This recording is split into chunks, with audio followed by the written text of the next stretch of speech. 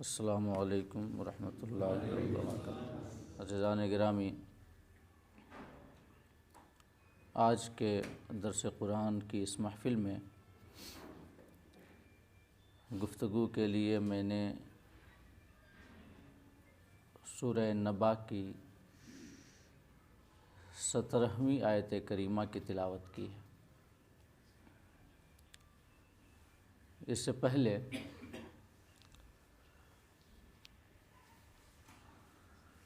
اسی سورہ نبا کی 16 آیات کریمہ کے حوالے سے ہم مفصل گفتگو کر چکے ہیں۔ یہ 17ویں آیت کریمہ سے اس مضمون کا آغاز ہو رہا ہے جو اس سورت کا مرکزی خیال ہے، جس کے لیے اللہ رب العزت نے اس سورہ مبارکہ کو نازل فرمایا۔ اس سے پہلے کی 16 آیات در حقیقت اسی ایک مضمون کے لیے بطور تمہید اور بطور دلیل بیان کی گئی تھیں۔ جیسا کہ میں نے آپ کو بتایا ہے کہ اللہ رب العزت نے سورہ نبا کا آغاز ایک بڑی خبر کے ذکر سے فرمایا۔ وہ بڑی خبر جس کے بارے میں کفار چیمی گوئیاں کرتے تھے، جس کے تعلق سے وہ مختلف رائیوں میں بٹے ہوئے تھے، اس کے بعد اللہ پاک نے آیت نمبر 6 سے لے کے 16 تک 9 ایسی عظیم مخلوقات کا ذکر کیا جو اس کی شان خلاقیت، قدرت اور علم و حکمت پہ دلالت کرتی ہیں۔ اللہ رب العزت نے زمین کا ذکر کیا، پہاڑ کا ذکر کیا، انسانوں کو 2 مختلف صنفوں کی شکل میں مذکر اور مؤنث، مرد اور عورت کی صورت میں پیدا کرنے کا ذکر کیا، نیند کا ذکر کیا، رات کا ذکر کیا، دن کا ذکر کیا، 7 آسمان، حرارت اور روشنی کا مرکز سورج، اور بادلوں سے موسلا دھار بارش برسانے کا ذکر کیا۔ یہ جو 9 اللہ رب العزت کی عظیم مخلوقات ہیں، یہ اپنے حادث ہونے کے اعتبار سے، یعنی اس اعتبار سے کہ یہ پہلے نہیں تھیں، بعد میں پیدا ہوئیں۔ حادث کا مطلب یہی ہوتا ہے کہ جو چیز پہلے نہ ہو، پھر وہ بنے اور ایک متعین مدت کے بعد اس کے وجود کا خاتمہ ہو جائے۔ تو یہ جو 9 عظیم مخلوقات ہیں، یہ اپنے حادث ہونے کے اعتبار سے اللہ رب العزت کی شان خلاقیت اور قدرت پہ دلالت کرتی ہیں، اور جس مقصد کے لیے انہیں پیدا کیا، انسانوں کو نفع پہنچانا، بالواسطہ یا بلا واسطہ، اس مقصد کی تکمیل کے لیے اور ان کی نفع رسانی کے لیے اللہ پاک نے جو اصول اور جو قوانین وضع کر دیے، بنا دیے، ان مخلوقات کا جن کا ذکر ہوا اس آیت کریمہ میں، ان قوانین کا پابند ہونا اور جس مقصد کے لیے اللہ نے انہیں پیدا کیا انسانوں کو فائدہ پہنچانا، اس مقصد کو مکمل کرنا، یہ اللہ رب العزت کے علم اور اس کی حکمت پہ دلالت کرتا ہے۔ تو 16ویں آیت کریمہ تک اللہ رب العزت نے روز روشن کی طرح، آفتاب نصف النہار کی طرح یہ واضح اور ثابت کر دیا کہ اللہ رب العزت کی ذات قادر بھی ہے، علیم بھی ہے، حکیم بھی ہے۔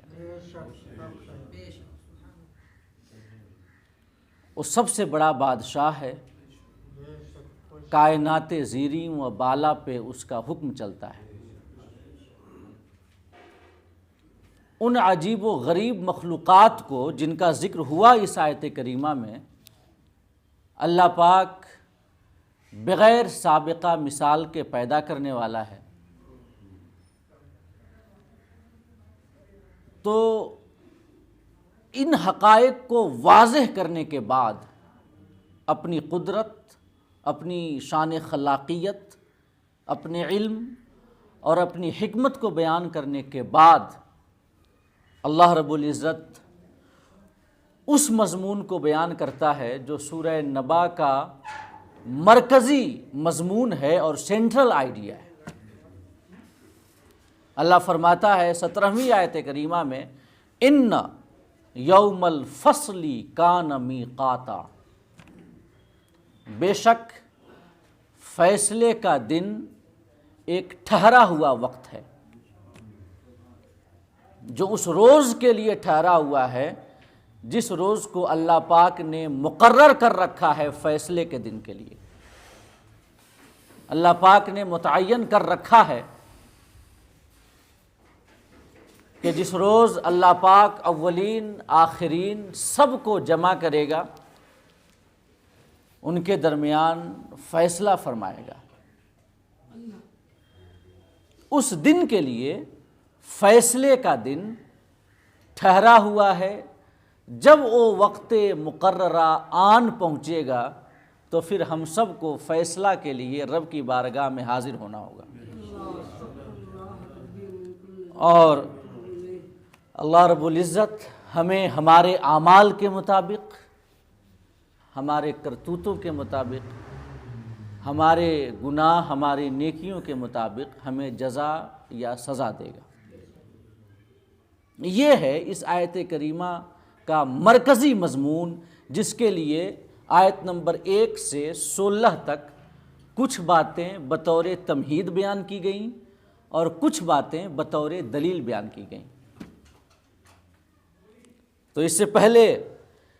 کہ ہم اس آیت کریمہ کے حوالے سے کچھ نکات اور تفصیلی باتیں عرض کریں، وقوع قیامت کے حوالے سے اور فیصلے کے دن کے مقرر ہونے کو بیان کرنے کے لیے کچھ دلائل جو کہ قرآنی آیات سے ماخوذ ہیں اور جن کا مضمون اللہ پاک نے قرآن مجید میں جا بجا بیان کیا ہے، وہ دلائل آپ کو بتانا چاہیں گے کہ واجب ہے کہ قیامت قائم ہو اور فیصلے کا دن ہو، کیونکہ اللہ رب العزت نے یہ سورہ صاد میں فرمایا۔ سورہ صاد کی آیت نمبر 28 ہے۔ اللہ فرماتا ہے، ام نجعل الذین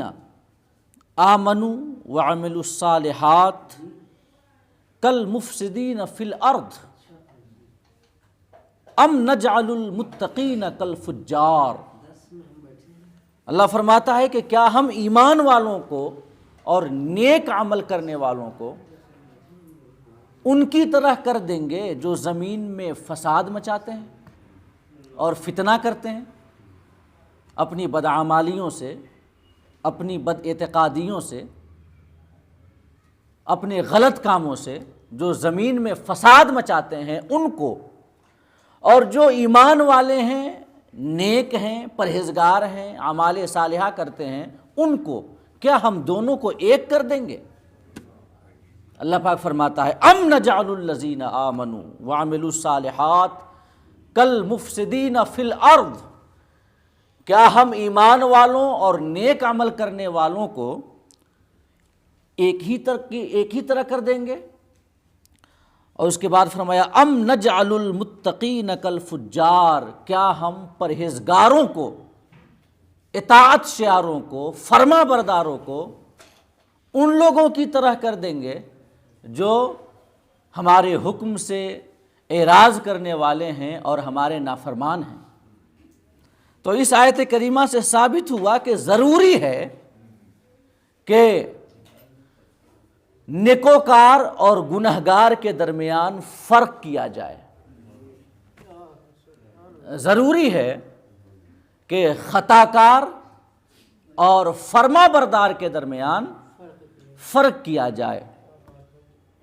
ضروری ہے کہ موافق اور مخالف کے درمیان ایک خط امتیاز کھینچ دی جائے، اس لیے کہ اللہ پاک نے یہ واضح لفظوں میں بیان کر دیا کہ ہم ایسا ہرگز نہیں کریں گے کہ ایمان والوں اور اعمال صالحہ والوں کو ان کی طرح کر دیں جو زمین میں فساد مچاتے ہیں، یا متقین کو، پرہیزگاروں کو ان کی طرح کر دیں جو فسق و فجور کو اپناتے ہیں۔ اور اللہ پاک نے سورہ نجم میں فرمایا، آیت نمبر 31، اللہ فرماتا ہے وَلِلَّهِ مَا فِي السَّمَاوَاتِ وَالْأَرْضِ، اللہ ہی کا ہے جو کچھ آسمان اور زمین میں ہے، سب کا مالک اللہ ہے۔ اس کے بعد فرمایا لِيَجْزِيَ الَّذِينَ أَسَاءُوا بِمَا عَمِلُوا وَيَجْزِيَ الَّذِينَ أَحْسَنُوا بِالْحُسْنَى، اللہ مالک ہے ان تمام چیزوں کا جو کائنات بالا میں ہے اور کائنات زیریں میں ہے، تاکہ اللہ برے عمل کرنے والوں کو ان کے برے کاموں کا بدلہ دے اور نیکی کرنے والوں کو ان کی نیکی کا بدلہ دے۔ اس آیت کریمہ سے بھی ثابت ہوا کہ برے اعمال کرنے والوں اور نیک اعمال کرنے والوں کے درمیان ایک فرق ہے، اور ضروری ہے کہ اس فرق کو واضح کیا جائے۔ تو جب وہ فرق اس دنیا میں ظاہر نہیں کیا گیا، محسن کے درمیان، مسیء کے درمیان، مخطی کے درمیان، اور نیک عمل کرنے والے کے درمیان اور گناہ کرنے والے کے درمیان،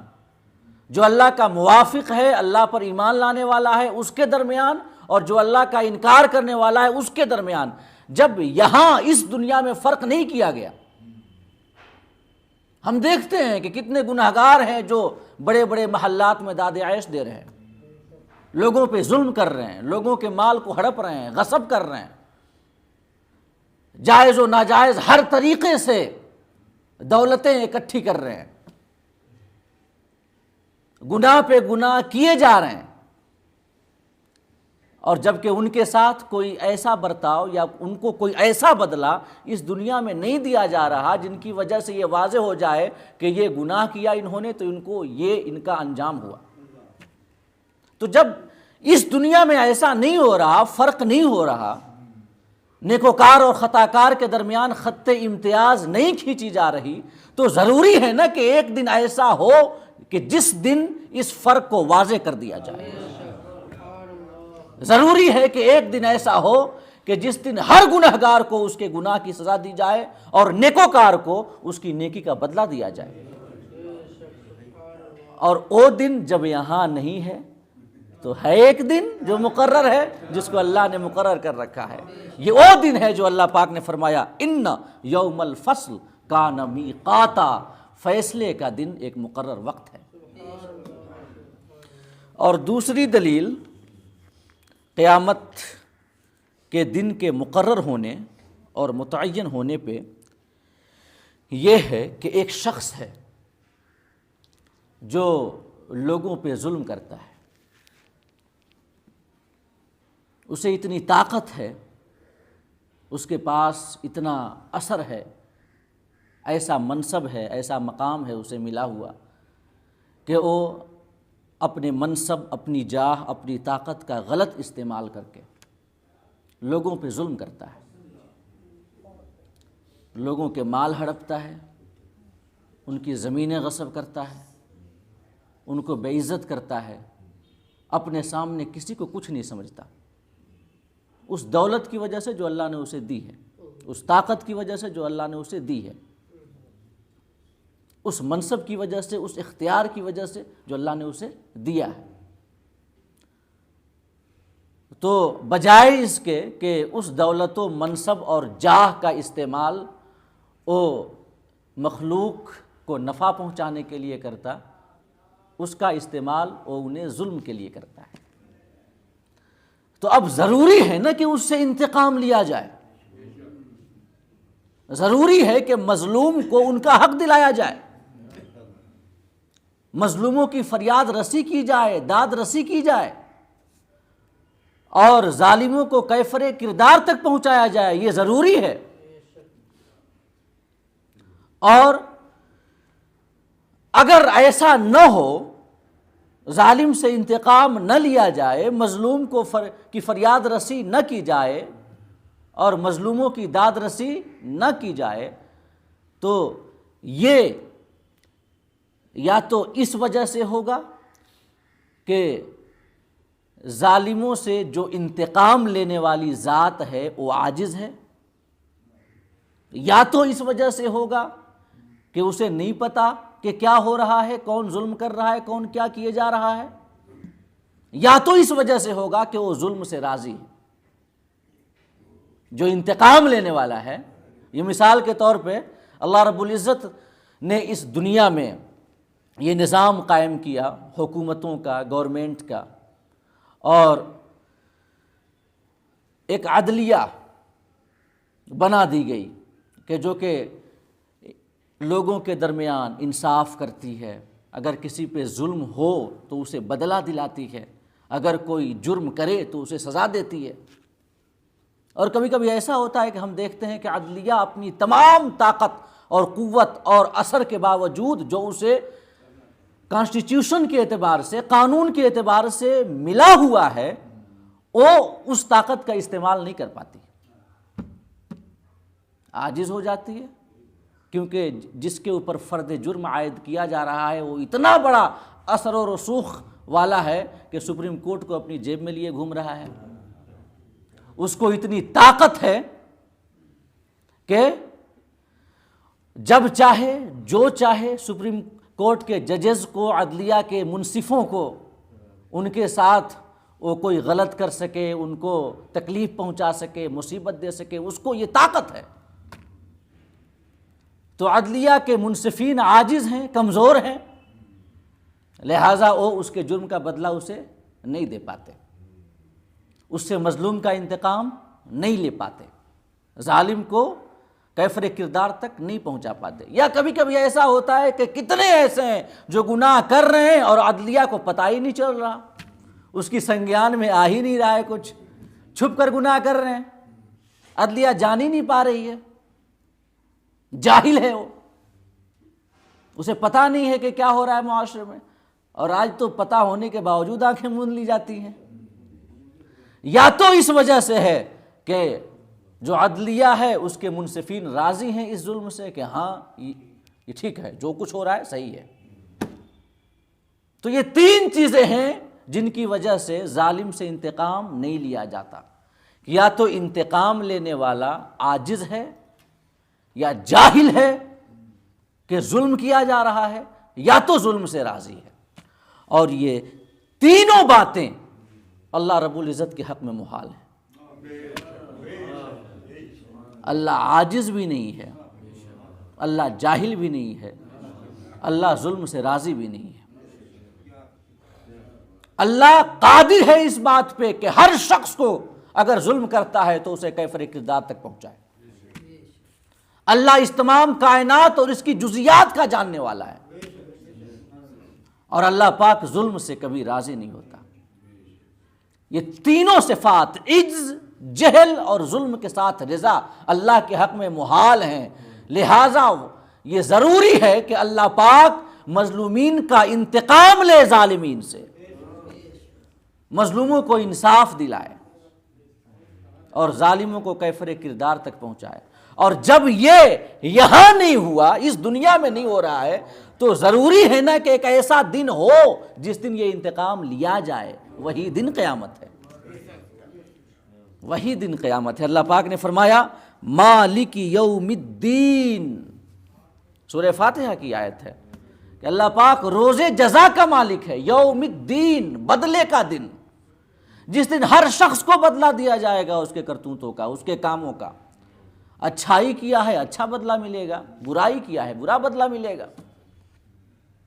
نیکی کی ہے ثواب ملے گا، گناہ کیا ہے عذاب ملے گا، اور وہ مالک ہے اس دن کا،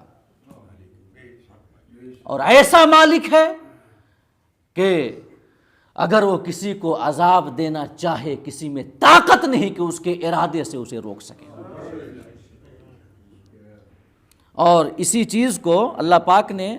نبی اکرم صلی اللہ علیہ وسلم نے ایک حدیث میں بیان کی جو حضرت ابو ہریرہ رضی اللہ تعالیٰ عنہ سے مروی ہے۔ حضرت ابو ہریرہ بیان کرتے ہیں کہ آقا کریم صلی اللہ علیہ وسلم نے ارشاد فرمایا لَتُؤَذَّنُ الْحُقُوقُ إِلَىٰ أَهْلِهَا يَوْمَ الْقِيَامَةِ حَتَّى يُقَادَ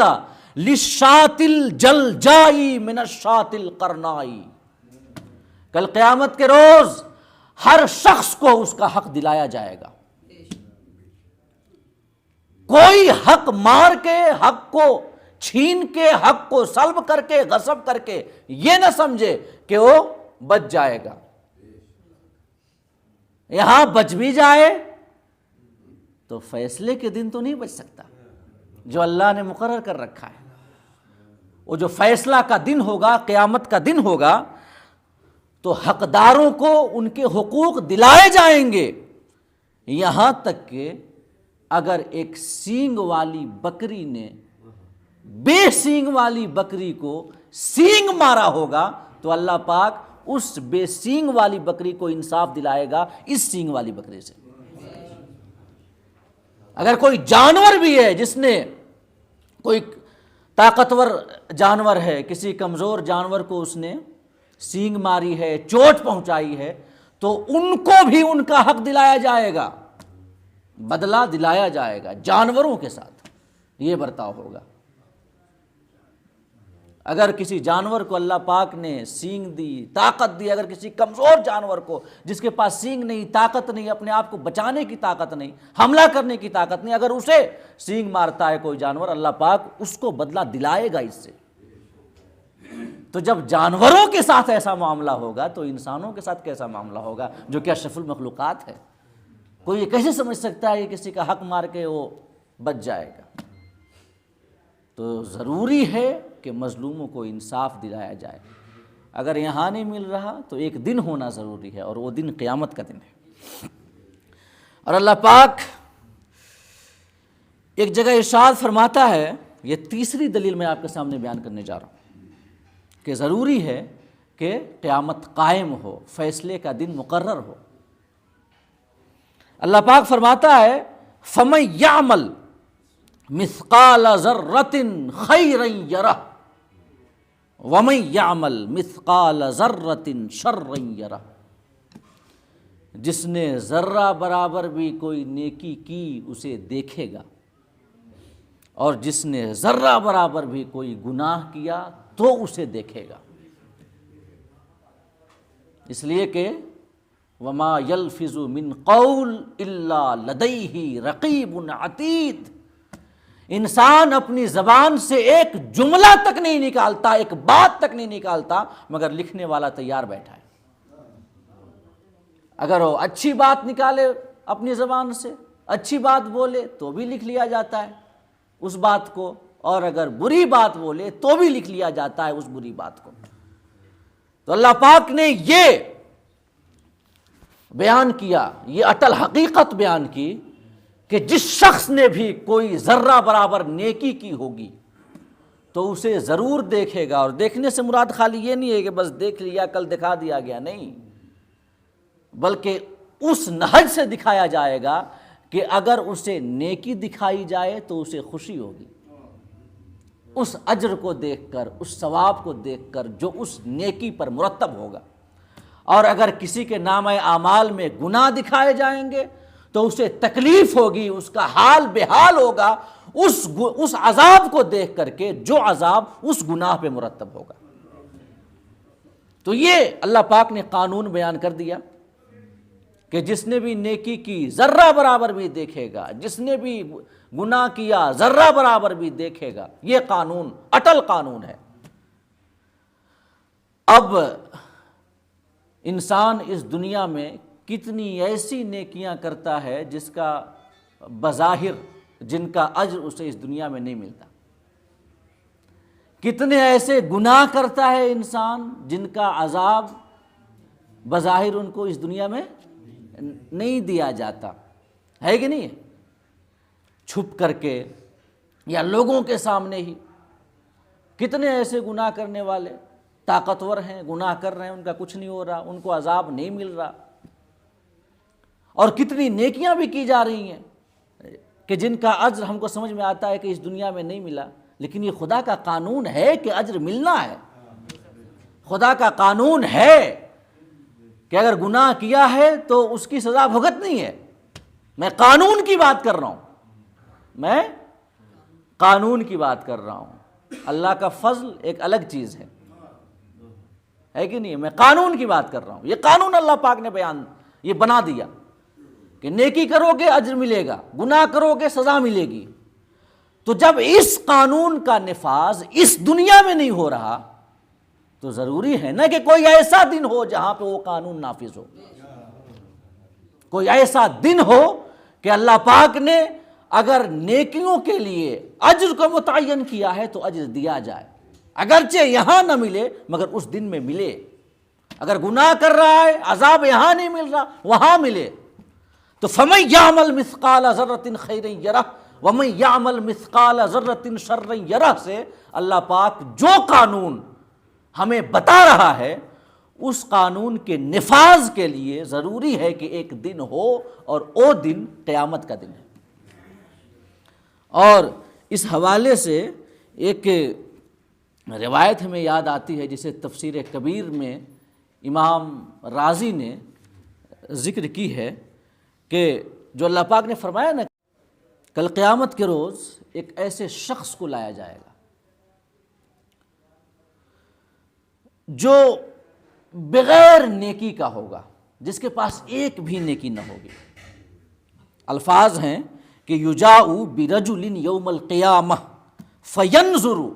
فی احوال نفسہ فلا یری لنفسہ حسنۃ البتہ، کہ کل قیامت کے روز ایک ایسے شخص کو لایا جائے گا جو اپنے احوال پہ نظر کرے گا تو کوئی نیکی نہیں پائے گا، کوئی نیکی نہیں۔ تو فَيَأْتِيهِ النِّدَاءُ، تو اس کے پاس ایک ندا آئے گی،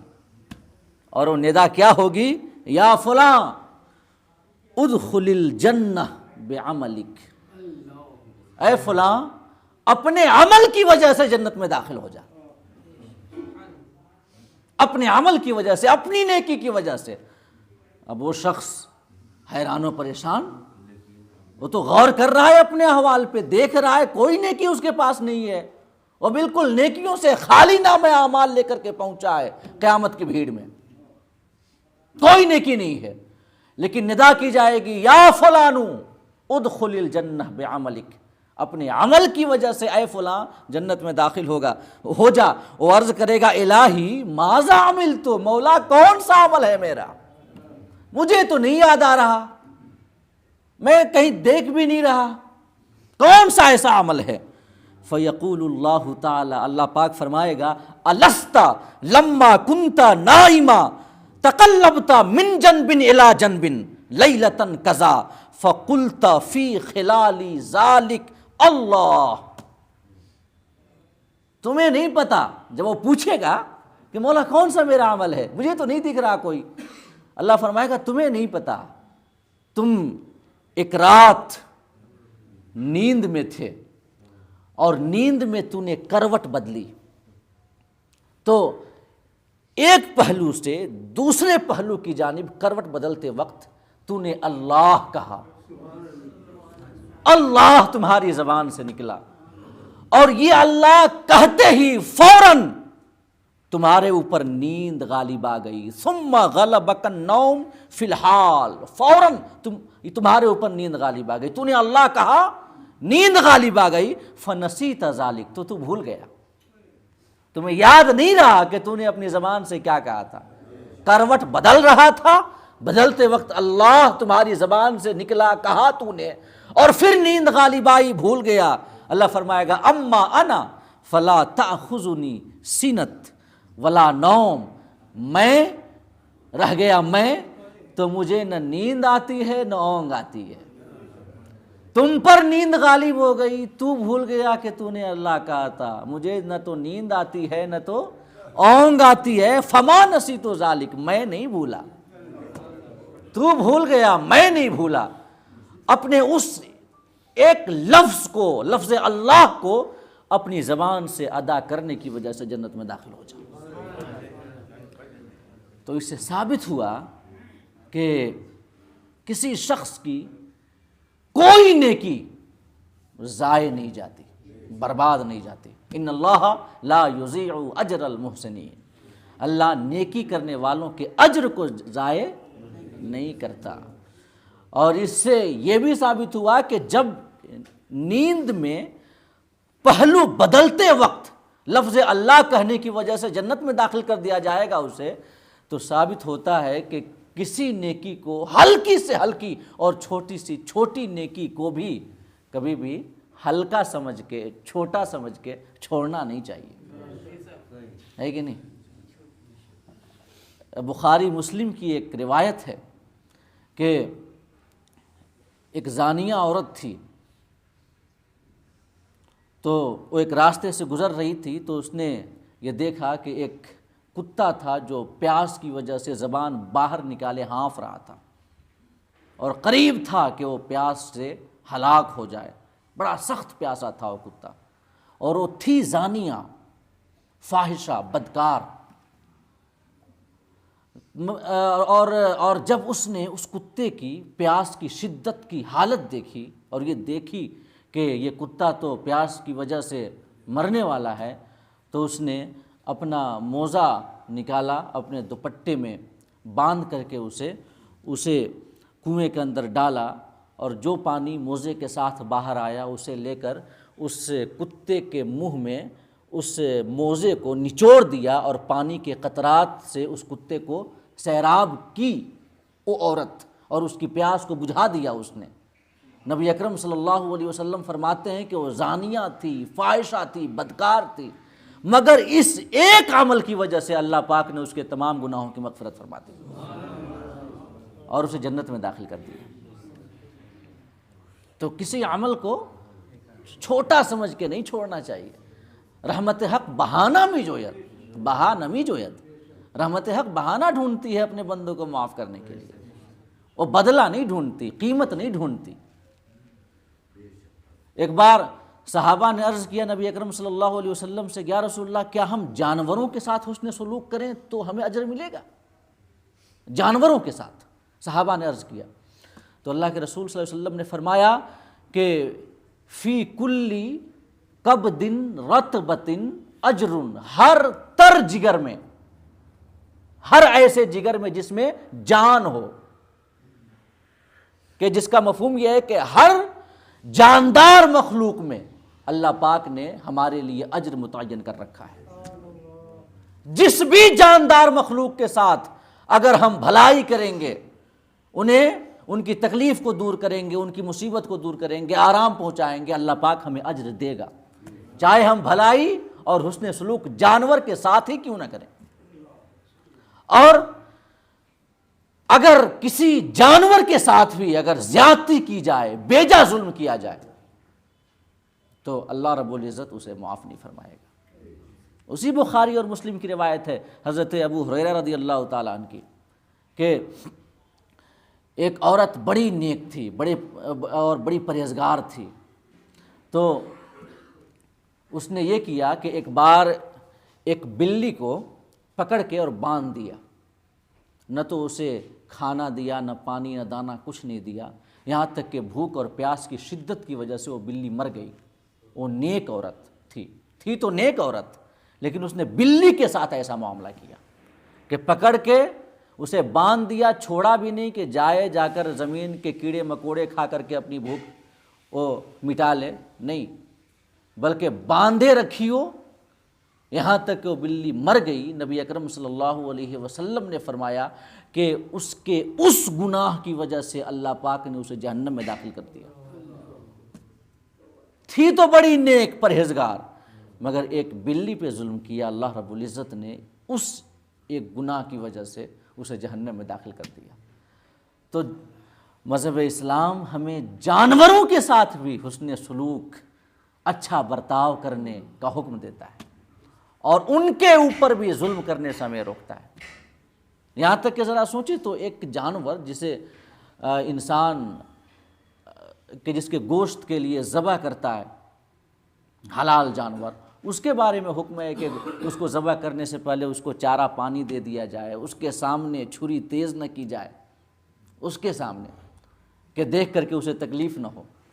تو جب اسلام ایک ذبح ہونے والے جانوروں کے ساتھ ایسا سلوک کرنے کا حکم دیتا ہے ہمارا اسلام ہمیں، تو وہ اسلام کب یہ گوارا کرے گا کہ کسی انسان پر ناحق ظلم کیا جائے، کسی انسان کو تکلیف دی جائے، مصیبت دی جائے، کب یہ گوارا کرے گا؟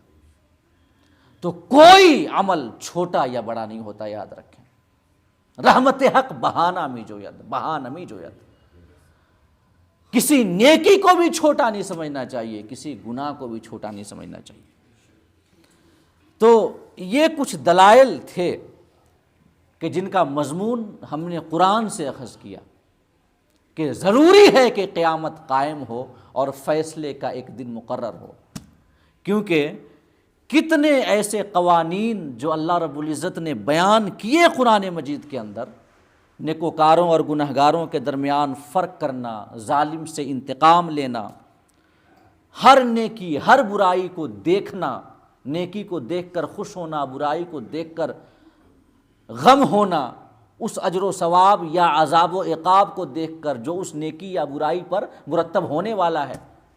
یہ اللہ کا قانون ہے۔ اور یہ قوانین جب اس دنیا میں ہمارے سامنے ان پر عمل نہیں ہو رہا، تو ضروری ہے نا کہ ایک ایسا دن ہو کہ جس دن ان قوانین پر عمل ہو، اور وہ دن قیامت کا دن ہے۔ تو ان دلائل کا مضمون قرآن سے ماخوذ ہے، اور انشاءاللہ اگلی نشست میں قیامت کے وقوع اور قیامت کے دن کے مقرر ہونے کے حوالے سے کچھ دلائل، عقلی دلائل، عقل کی روح سے جو سمجھ میں آتے ہیں کہ ضروری ہے کہ قیامت کا دن ہو، کیوں ضروری ہے، اس حوالے سے میں عقلی دلائل قیامت کے مقرر ہونے کے جو ہیں ان کے حوالے سے مکمل گفتگو انشاءاللہ اگلی نشست میں آپ کے سامنے عرض کریں گے۔ اللہ رب العزت ہم سب کو کہنے سے زیادہ اور سننے سے زیادہ عمل کرنے کی توفیق عطا فرمائے۔